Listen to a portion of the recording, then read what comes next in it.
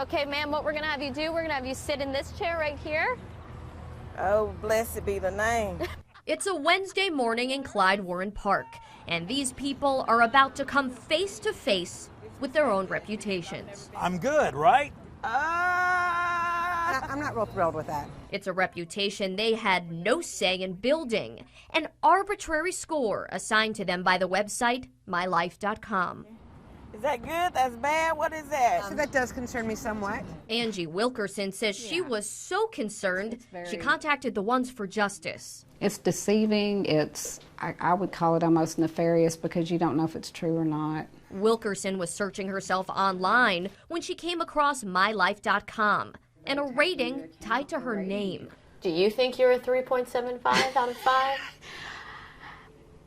I think I ought to be at least a 4. Or Sure, the score seemed odd, but then she started scrolling. I found my birth date. At that time, it had what car I drove, what type of car, what year it was, how much I made, neighbors.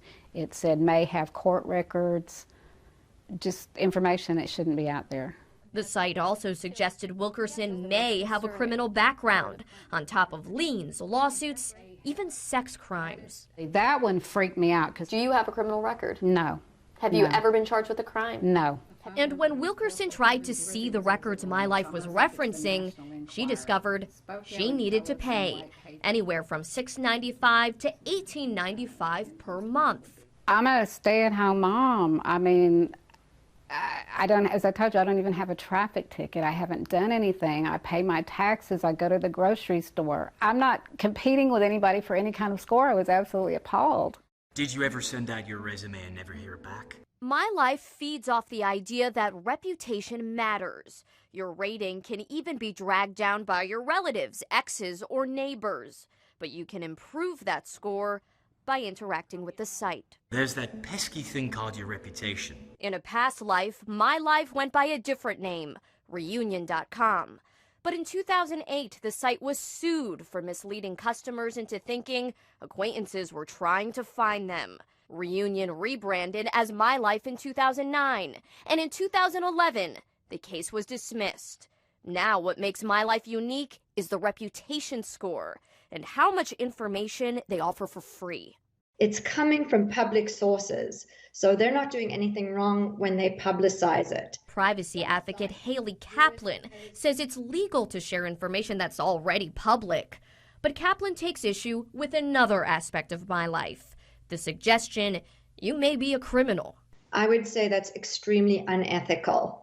Technically, an offense as minor as a traffic ticket qualifies as a court record. But with colors, fonts, and exclamation points, My Life leaves the details to the imagination. And removing that information can be hard. Wilkerson contacted My Life to take down her profile.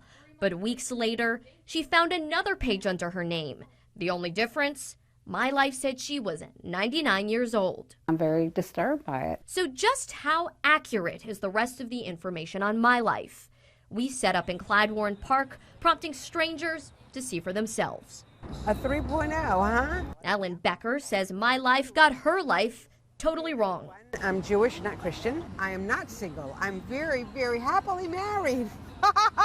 We even waved down former mayoral candidate Jason Villalba. I am not a Tea Party supporter.